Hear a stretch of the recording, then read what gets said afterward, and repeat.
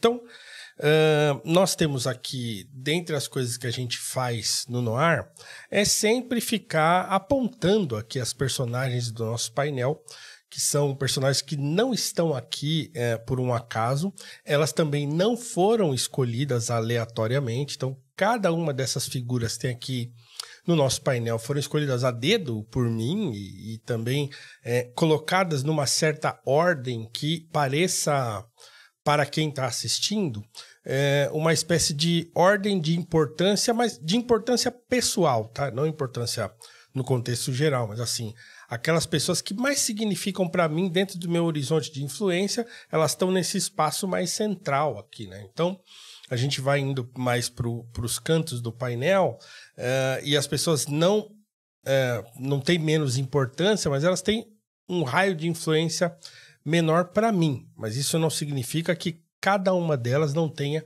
uma importância fundamental, eu diria, para a cultura brasileira e para a cultura mundo afora, né? Então, quer dizer, eu as escolhi por isso, né? E é por isso que, de vez em quando, eu aponto, eu falo, eu menciono, justamente para poder evocá-las o tempo todo e trazer ao conhecimento da minha audiência tantas pessoas importantes e relevantes para a história e pessoas negras, né? Então, quer dizer, se eu acredito que o processo de combate ao racismo mais efetivo se dá pela educação, então conhecer essas pessoas, para mim, é importantíssimo como um hall de referências, de modelos exemplares para os quais a gente pode olhar e se espelhar e olhar e ter como um norte para a nossa vida, dependendo da carreira que a gente quer seguir. Se a gente quer ser músico, como a gente vai falar hoje de um músico, se a gente quiser ser engenheiro, se quiser ser médico, se quiser ser artista, se quiser ser professor. Então nós temos aqui, né, pessoas das mais variadas competências e atividades aqui no nosso painel. Então, vez por outra, eu vou evocá-las aqui para falar delas. E hoje é o primeiro dia em que eu vou falar especificamente de uma das personagens aqui que estão no nosso painel, né? Eu vou falar sobre o padre José Maurício Nunes Garcia, né? Que é esse homem que está lá no cantinho ali. Eu vou apontar aqui rapidinho para vocês saberem. Já devem ter visto, inclusive fiz uma história agora sobre isso, mas ele está aqui, ó.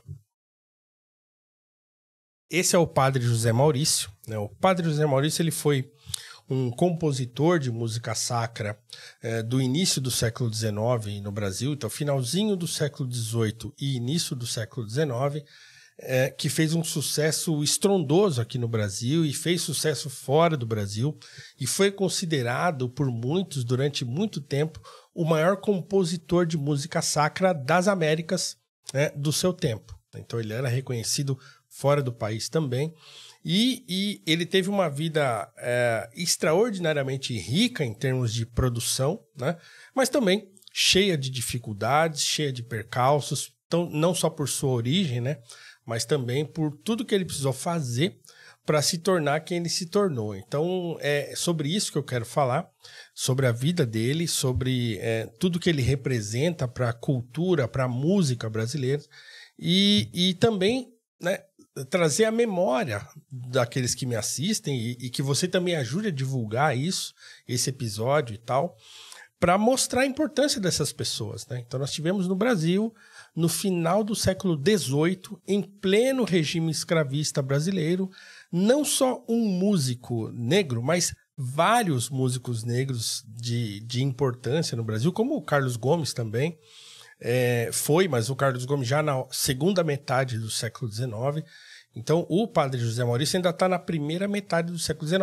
Na verdade, ele é ordenado padre ainda no século XVIII, 1792, se eu não estiver enganado. Eu vou falar disso daqui a pouco. Então, quer dizer, finalzinho do século XVIII ainda, com a escravidão aqui correndo solta, né? E aí nós temos um padre músico que foi chefe da Capela Imperial, né?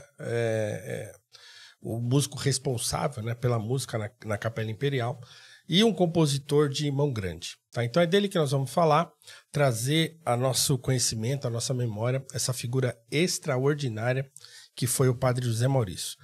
Mas antes